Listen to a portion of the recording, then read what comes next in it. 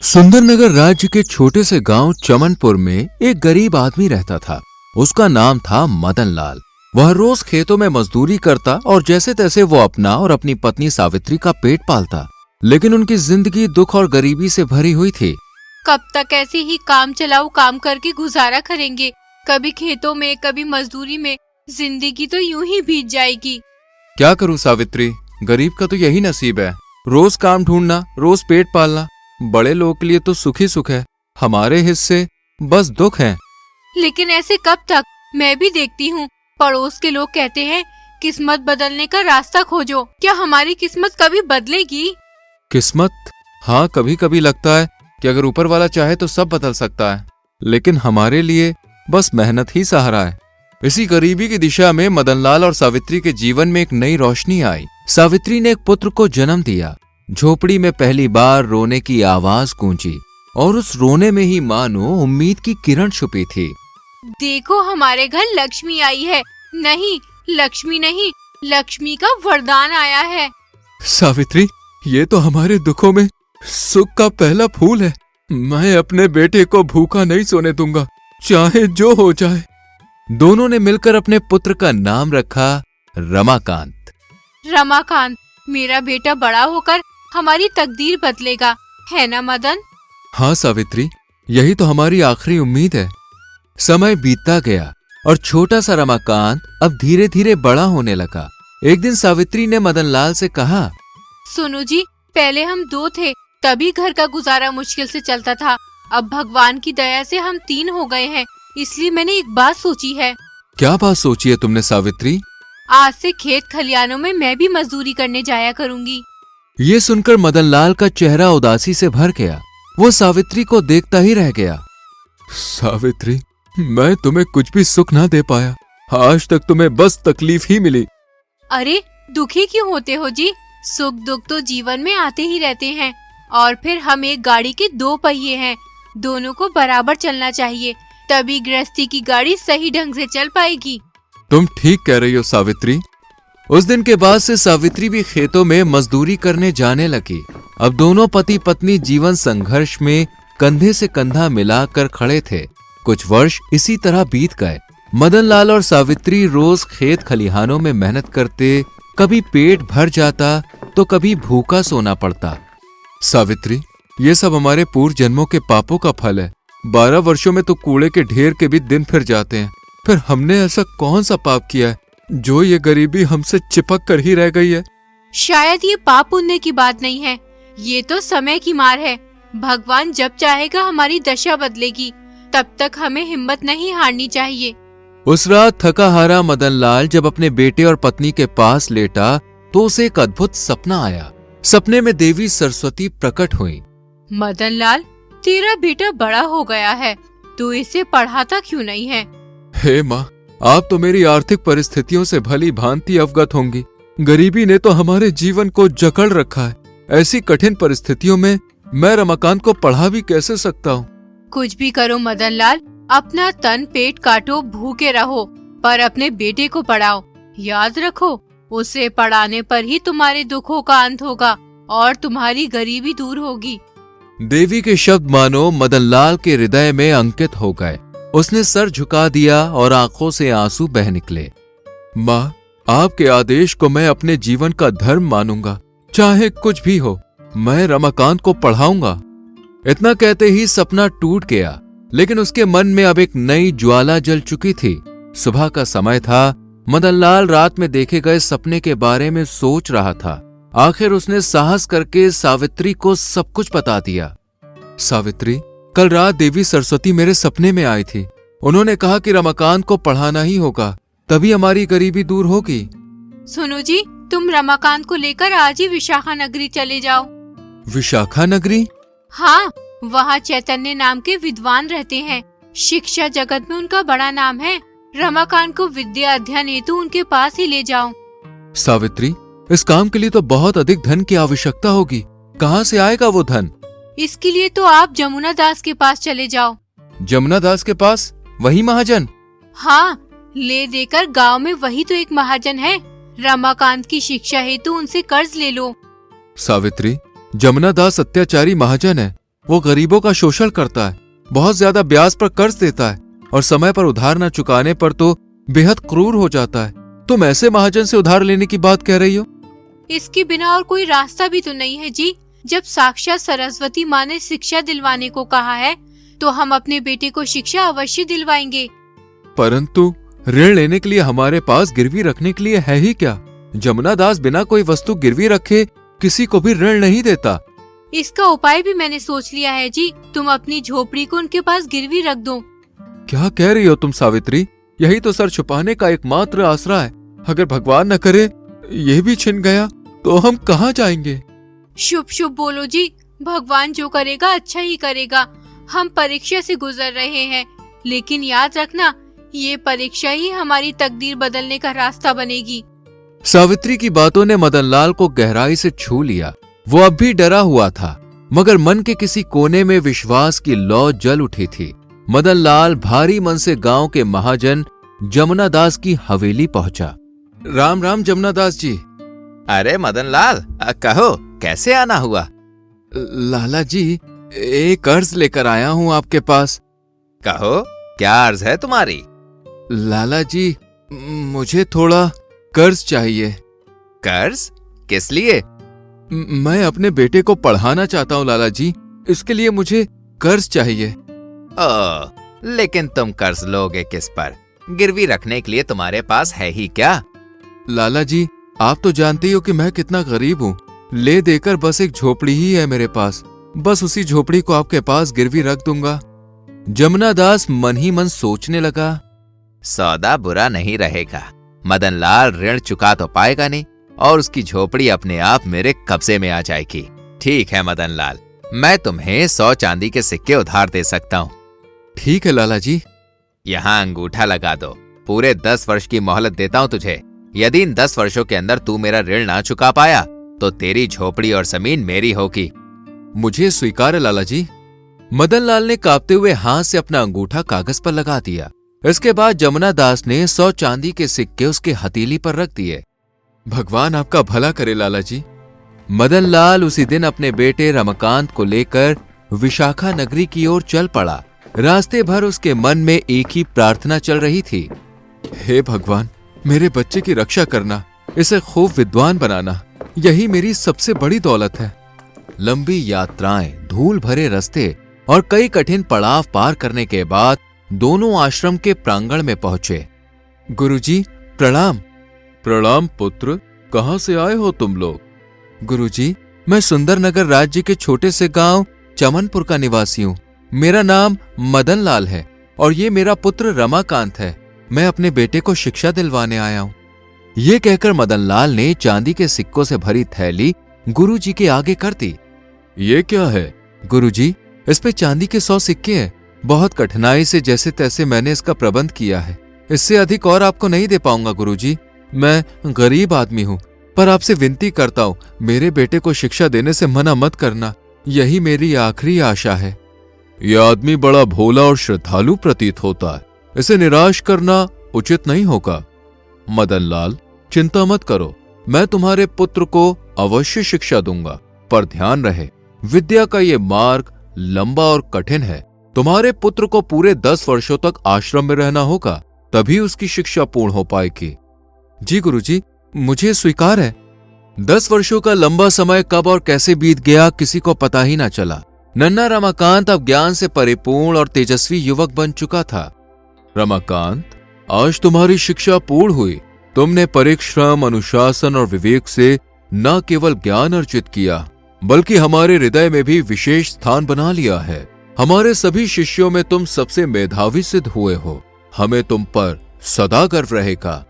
गुरुदेव, ये सब आपकी कृपा का ही फल है। आपके मार्गदर्शन और आशीर्वाद के बिना मैं तो कुछ भी नहीं था। आप ही ने मेरे जीवन को सार्थक बनाया है। पुत्र, अब समय आ गया है कि तुम अपने माता पिता के पास लौट जाओ। 10 वर्षों से वो तुम्हारी राह देख रहे हैं। अब तुम्हारा ज्ञान केवल ग्रंथों तक सीमित ना रहे, बल्कि तुम्हारे कर्मों से समाज और परिवार को आलोकित करे। गुरु से आशीर्वाद लेकर रमाकांत उसी दिन अपने गांव की ओर निकल पड़ा। वर्षों बाद गांव लौटते हुए उसके मन में उत्सुकता और संकोच दोनों थे। कैसे होंगे मेरे माता पिता? क्या अब भी उतनी ही गरीबी में जी रहे होंगे? न जाने कितनी बार उन्होंने मेरे लिए कष्ट सहा होगा। माँ की ममता और पिता का त्याग, आज मैं उन्हें गर्व का अनुभव कराना चाहता हूँ। कई दिनों का लंबा सफर तय करने के बाद अंततः रमाकांत अपने गांव पहुंचा। जैसे ही उसकी दृष्टि अपनी पुरानी झोपड़ी पर पड़ी, उसका हृदय उमंग से भर गया। यही तो मेरा घर है, मेरी पहचान। मेरे माता पिता यही प्रतीक्षा कर रहे होंगे। झोपड़ी के समीप आते ही रमाकांत का दिल जोर जोर से धड़कने लगा।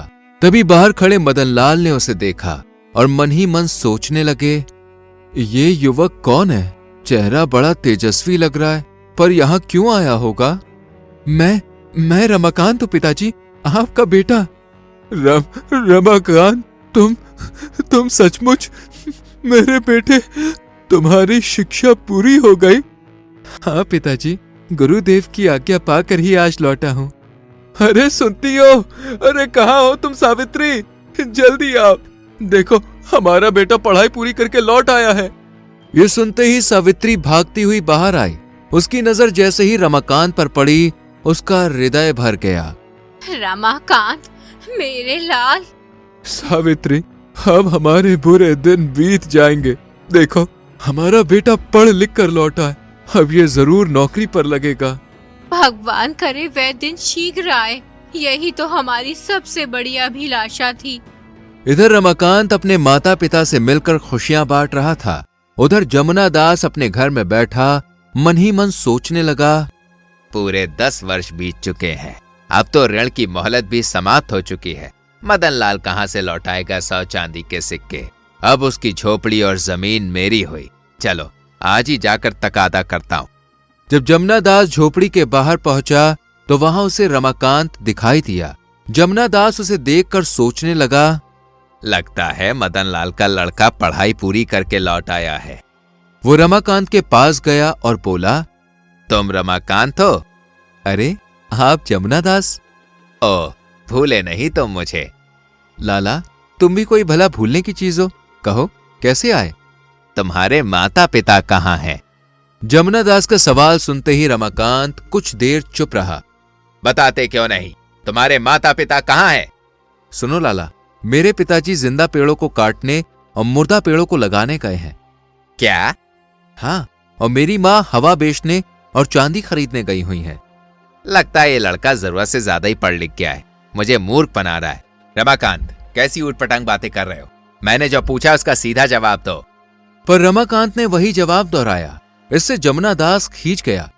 सुनो, तुम्हारे पिताजी ने 10 साल पहले ये झोपड़ी गिरवी रखकर मुझसे 500 चांदी के सिक्के उधार लिए थे और अब तक लौटाए नहीं है। आज मैं अपने सिक्के लेने आया हूँ, लेकिन अगर तुम सच सच बता दो कि तुम्हारे माता पिता कहाँ हैं, तो मैं सिक्के वापस नहीं मांगूंगा। यानी आप कर्ज माफ कर दोगे? हाँ बिल्कुल। लेकिन मैं आपकी बात पर विश्वास कैसे करूं?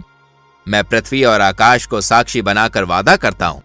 लाला, ये पृथ्वी और आकाश बोल नहीं सकते, इन्हें साक्षी नहीं बनाया जा सकता। अगर आप किसी जीवित प्राणी को साक्षी बनाओगे तभी मैं मानूंगा।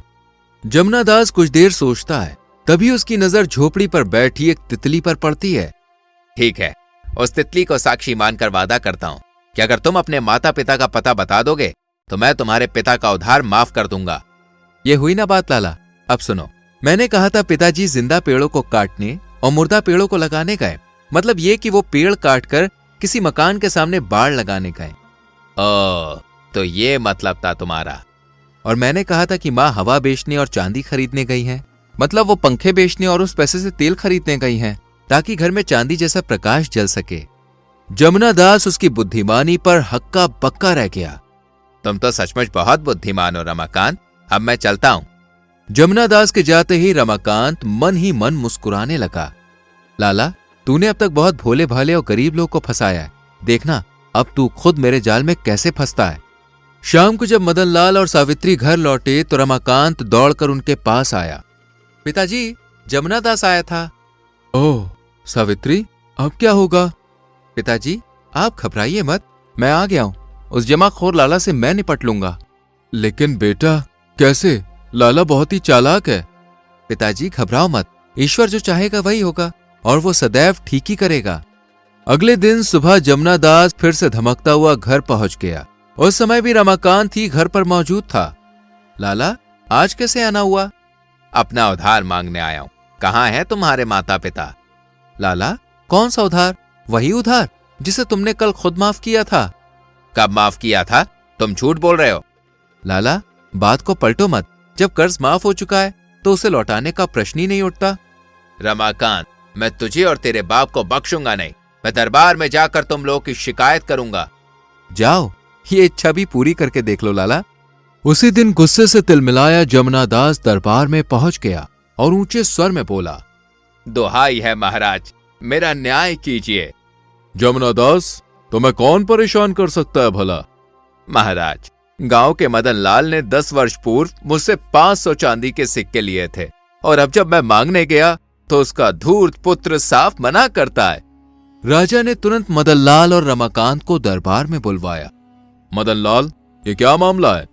मदन लाल कुछ कह पाता उससे पहले ही रमाकांत बोला, क्षमा कीजिए महाराज, पिताजी की ओर से मैं बोलूंगा। कहो, क्या कहना चाहते हो? राजन, ये सत्य है कि 10 वर्ष पूर्व मेरे पिताजी ने जमुना दास से कर्ज लिया था। तो फिर उसे लौटाते क्यों नहीं हो?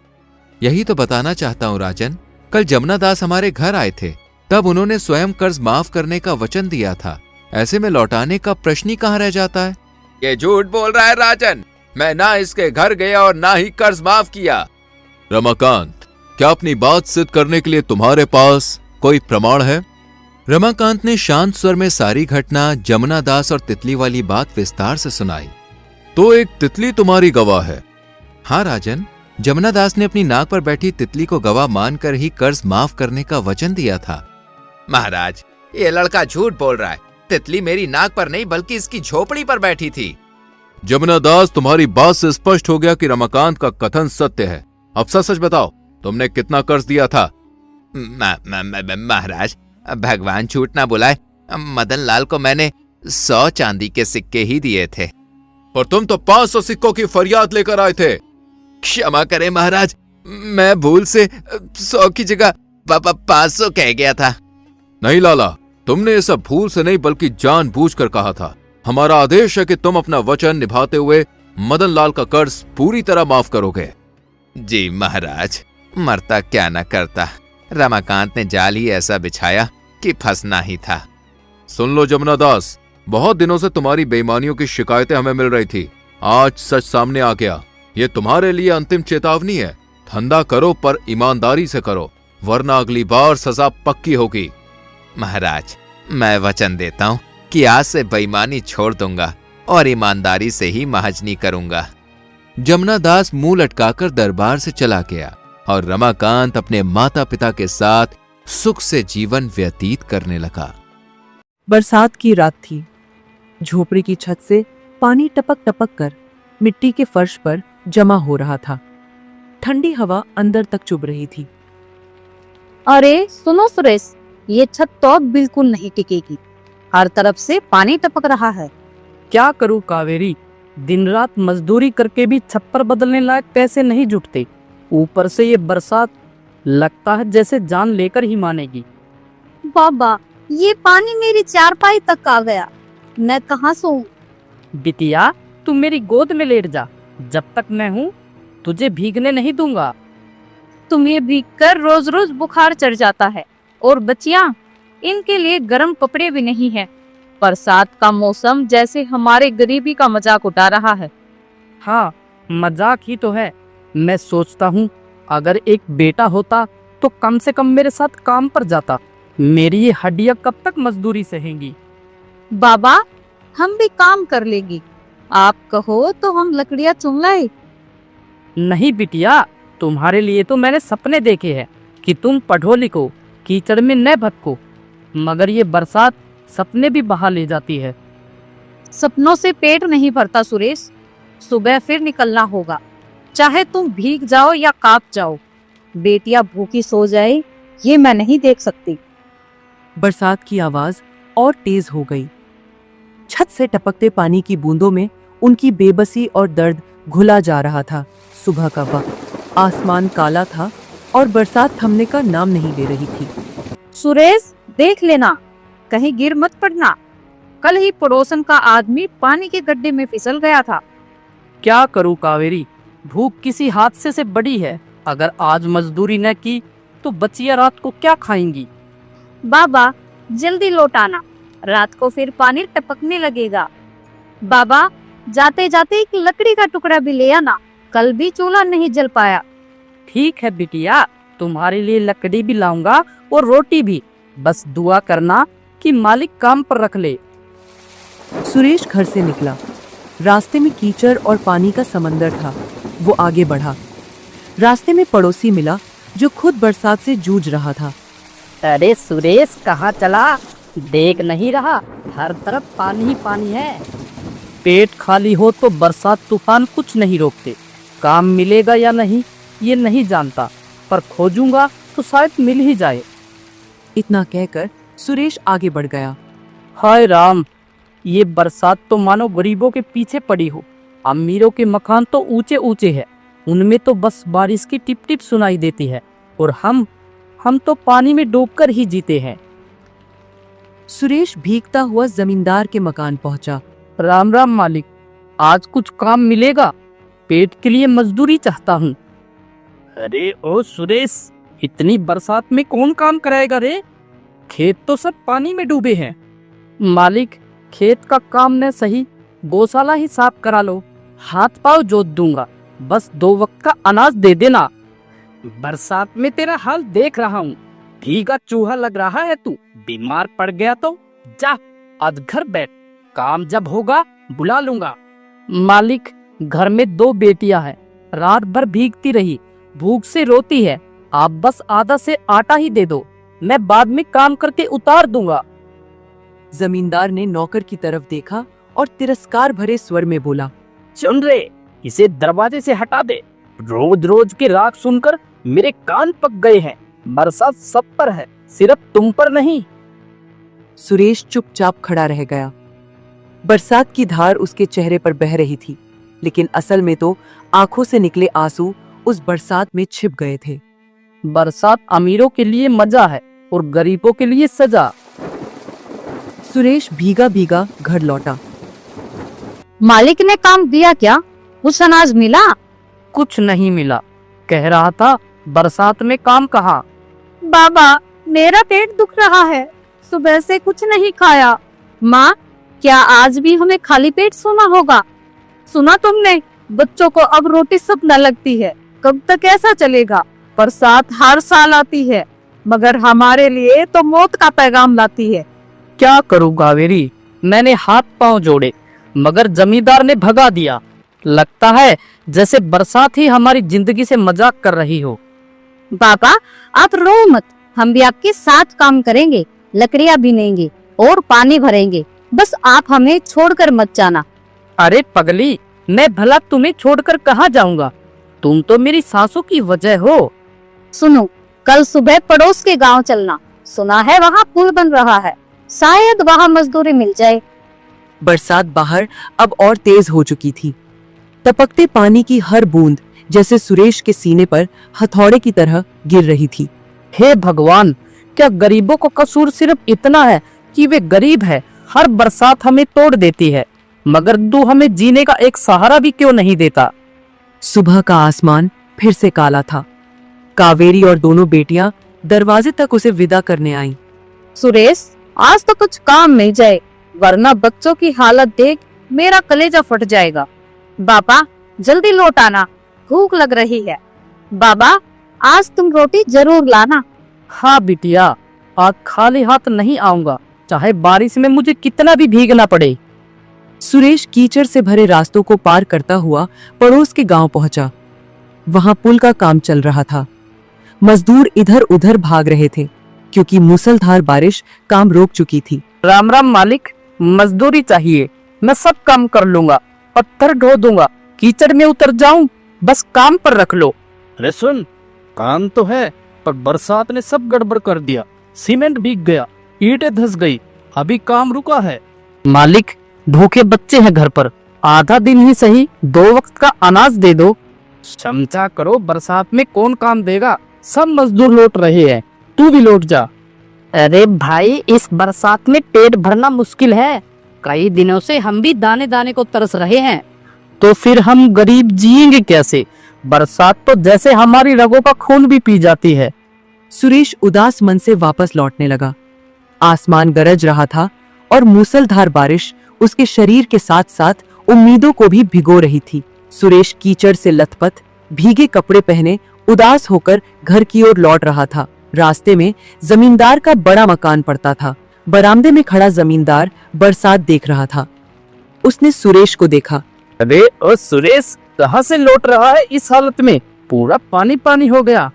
मालिक पड़ोस के गांव गया था मजदूरी की तलाश में, पर वहाँ भी बरसात ने सब काम रुकवा दिया। अब तो समझ नहीं आ रहा घर वालों को क्या जवाब दूंगा।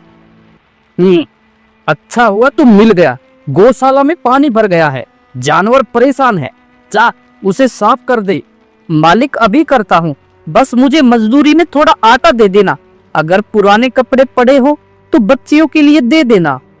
तो भी अजीब है। चल काम कर, बाद में नौकर से कह दूंगा कुछ रोटियां और पुराने कपड़े बांध कर दे देगा। सुरेश ने बिना देर किए गौशाला का पानी निकालना शुरू कर दिया। काम पूरा होने पर नौकर एक गठरी लेकर आया। ले, इसमें मालिक ने कुछ रोटियां रखवाई है और 2-3 पुराने कपड़े। संभाल कर ले जाना, बरसात में भीग ना जाए। भाई, ये मेरे लिए किसी खजाने से कम नहीं है। मैं इसे बड़े ध्यान से लेकर जाऊंगा। वो गठरी सिर पर रखे भीगे रास्तों से गुजरता हुआ तेज कदमों से घर पहुंचा। बाबा क्या लाए? अरे वाह, कपड़े और रोटियां भी। सुरेश, तू तो भगवान बनकर लौटा है आज। देख, बच्चियों के चेहरे पर फिर से मुस्कान लौट आई। नहीं कावेरी, भगवान तो नहीं, पर शायद बरसात की मार के बीच आज थोड़ी राहत मिल गई है। बरसात को पूरा 1 महीना हो चुका था। झोपड़ी के बाहर पानी तालाब बन चुका था। चारों तरफ कीचड़, बदबू और टपकती छत का दुख जैसे रोज का हिस्सा बन गया था। बाबा, अब तो लगता है पानी कभी नहीं रुकेगा। सारा आंगन कीचड़ से भर गया है। मैं तो खेल भी नहीं पाती। हाँ बेटा, ये बरसात तो जैसे हमें निगलने आई है। सुनो सुरेश, मुझे तुमसे एक बात कहनी है। क्या हुआ कावेरी? तुम पिछले कुछ दिनों से बहुत उदास हो। मैं गर्भवती हूँ। सुरेश कुछ पल के लिए बिल्कुल स्तब्ध रह गया। बाहर तेज बारिश की बौछारें मानो उसकी धड़कनों की तरह और तेज हो गईं। क्या सच कह रही हो? ये तो बड़ी खबर है। मगर इस बरसात, इस गरीबी में हम एक और बच्चा कैसे पालेंगे? मुझे खुद समझ नहीं आ रहा, लेकिन पेट की जिम्मेदारी अब हमारी है। मैं डर रही हूँ सुरेश। न खाने को ठीक से अनाज है, न पहनने को ढंग का कपड़ा, ऊपर से ये बरसात। डर मत कावेरी, चाहे बरसात 1 साल भी क्यों न चले, मैं पेट पर पत्थर बांध लूंगा, पर अपने बच्चों को कभी भूखा नहीं रहने दूंगा। माँ, तो अब हमारे घर में एक और छोटा सा बच्चा आएगा। हाँ, मैं उसे अपने गोद में खिलाऊंगी। हाँ बिटिया, आएगा, पर भगवान करे इस बरसात से पहले हमारी हालत कुछ संभल जाए। हे भगवान, तूने हमें एक नई जिम्मेदारी दी है। अब तो थोड़ा रहम कर और इस बरसात को थाम ले। बरसात अभी भी थमी नहीं थी। लगातार महीनों से पानी, कीचड़ और टपकती छत के बीच ही उनका जीवन बीत रहा था। तभी एक रात कावेरी की तबीयत अचानक बिगड़ने लगी। सुरेश, मुझे बहुत दर्द हो रहा है, शायद समय आ गया। क्या कह रही हो कावेरी? अभी तो बाहर भी मूसलाधार बरसात हो रही है। मैं दाई को कैसे लाऊंगा? सुरेश ने हिम्मत जुटाई। बरसात के बीच कीचड़ से भरे रास्ते पर दौड़ पड़ा। थोड़ी देर बाद वो गांव की बूढ़ी दाई को लेकर लौटा। अरे राम राम राम, ये कैसी हालत है? घर में हर तरफ पानी टपक रहा है। इस हालत में बच्चा जन्माना बहुत मुश्किल है। अम्मा, तो बस मेरी कावेरी और होने वाले बच्चे को बचा ले। सुरेश, अगर मुझे कुछ हो गया तो बच्चियों को संभाल लेना। चुप रह कावेरी, कुछ नहीं होगा तुझे, और हमारा बेटा जरूर आएगा, जो इस बरसात के अंधेरे की रोशनी बनेगा। झोपड़ी के भीतर कावेरी की चीखें गूंज रही थी।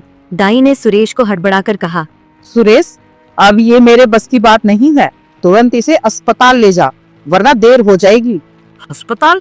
लेकिन ये बरसात, ये पानी से भरे रास्ते, अम्मा मैं कैसे लेकर जाऊंगा? सोचने का समय नहीं है, बच्चा उलझा हुआ है। अगर अभी नहीं ले गया तो माँ बच्चे दोनों की जान खतरे में है। सुरेश ने बिना देर किए पड़ोसियों की मदद से कावेरी को एक बैलगाड़ी पर लादा। मूसलधार बरसात में गाड़ी धंसती लड़खड़ाती हुई सरकारी अस्पताल पहुंची। डॉक्टर साहब, मेरी बेबी, इसे बहुत दर्द हो रहा है, जरा देखिए इसे। डॉक्टर ने तुरंत कावेरी को जांचने के लिए अंदर ले जाया। कुछ देर बाद बाहर आकर गंभीर स्वर में बोले, देखिए मामला नाजुक है, बच्चा सामान्य तरीके से नहीं होगा, ऑपरेशन करना पड़ेगा। तो कीजिए ना डॉक्टर साहब, जल्दी कीजिए। देखिए यहाँ सरकारी अस्पताल में ऑपरेशन की मशीनें पूरी नहीं है, रिस्क बड़ा है। आप चाहे तो इसे तुरंत किसी प्राइवेट अस्पताल में ले जाए। प्राइवेट अस्पताल? लेकिन वहाँ तो हजारों रुपए लगेंगे।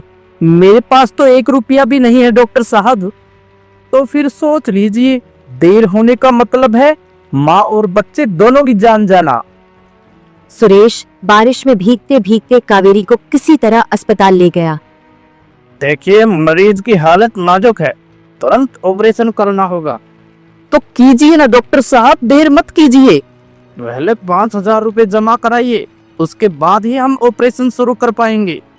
5,000? साहब मेरे पास तो इतने पैसे नहीं है, घर में अनाज तक नहीं है मेरे। तो इंतजाम कीजिए, जब तक पैसा जमा नहीं होगा ऑपरेशन भी नहीं होगा। सुरेश का दिल धक से रह गया। उसने कावेरी की कराह सुनते ही मुट्ठियां भींच ली। हे भगवान, अब मैं क्या करूं? कहां से लाऊं इतने रुपये?